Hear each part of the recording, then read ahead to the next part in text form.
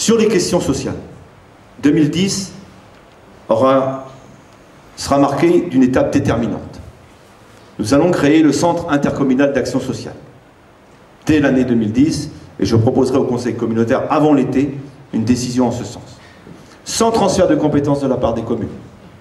Et je vais demander à Chantal, Nathalie, Jean-Michel, avant de travailler sur cette question, avec un seul objectif, faire un diagnostic de l'Observatoire des besoins sociaux du territoire, et ensuite de voir de quelle façon travailler avec l'ensemble des acteurs sociaux du territoire sur cette question des besoins sociaux. La belle salle qu'on est allé visiter tout à l'heure, et je suis content parce que Pierrot m'a dit qu'il était satisfait. Donc si les pongistes sont satisfaits, c'est que si les utilisateurs sont satisfaits, ben, on est content. En tout cas, voilà un superbe équipement et très symbolique. Un équipement qui était communal, une restauration qui est communautaire, où tout le monde a donné son accord, un investissement de 600 000 €. Je vous remercie, monsieur le sous-préfet, pour la DGE, parce que je sais que vous avez été très attentif au fait que ce soit d'intérêt communautaire, et vous nous avez suivis, et je vous en remercie. Et bon, on aura l'occasion de couper le ruban et de dire tout le plaisir qu'on a eu de travailler avec les entreprises et l'architecte. Mais sur le fond, vous vous rendez compte quel progrès qu'on a fait? Tout à l'heure, avant de venir, je suis allé saluer Jean Leclèche, qui était l'un des pères fondateurs de cette communauté de communes. Et je lui racontais l'histoire de cette salle des fêtes, et de cette salle des sports, pardon. Et il me disait, que de chemin parcouru, et Arsène le sait bien, puisque Arsène est dans la salle aussi, que de chemin parcouru, hein, de solidarité entre nous, d'être capable de se dire que c'est plus la salle des sports de Goudelin. Et comme l'a dit Didier, c'est aujourd'hui une salle communautaire qui va accueillir tous les jeunes et les moins jeunes de notre territoire communautaire. Et bien, que de pas parcourus.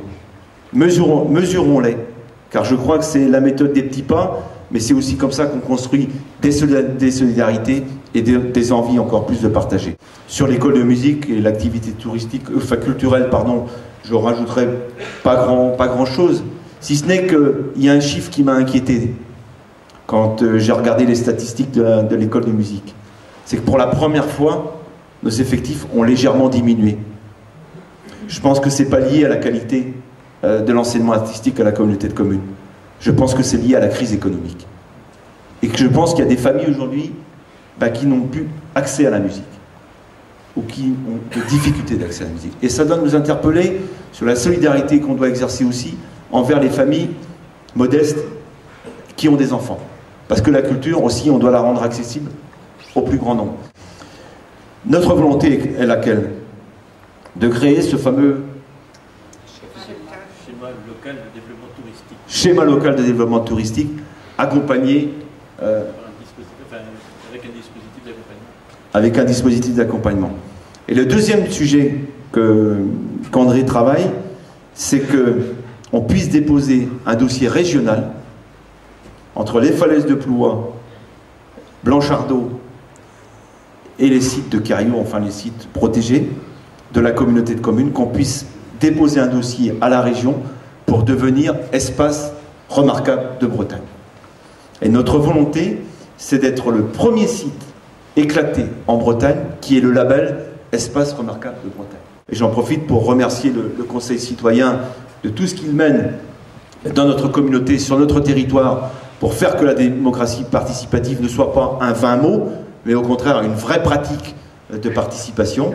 Et même si c'est dur, même si c'est pas facile, on a des projets. La preuve, à Plouha, on se retrouvera à l'initiative du Conseil citoyen pour faire un forum de l'éco-construction au printemps prochain. Donc c'est dire qu'eux aussi ont des idées et qu'on les accompagnera parce que c'est absolument nécessaire. Vous savez, je ne compte pas, mais c'est pas 35 heures à la communauté de communes, hein. Ça je peux vous assurer. Et je peux vous assurer aussi que pour la très grande majorité d'entre eux, c'est un investissement permanent qui va bien au-delà du simple travail. Et je voudrais les saluer et leur dire qu'ils ont, et ils le savent, toute la confiance des élus de cette communauté, quels que soient les services, que ce soit la petite enfance, la jeunesse, les ordures ménagères. La presse s'est fait écho de difficultés ou de tensions sur le fameux contrat de territoire. Alors, sur cette question, le sujet n'est pas facile, puisqu'il s'agit de partager une enveloppe d'1 200 000 € entre des projets communaux, communautaires, etc. Bon, on voit bien qu'il y a moins d'argent. moins d'argent de l'État, moins d'argent du département, moins d'argent de la région, donc il va falloir partager.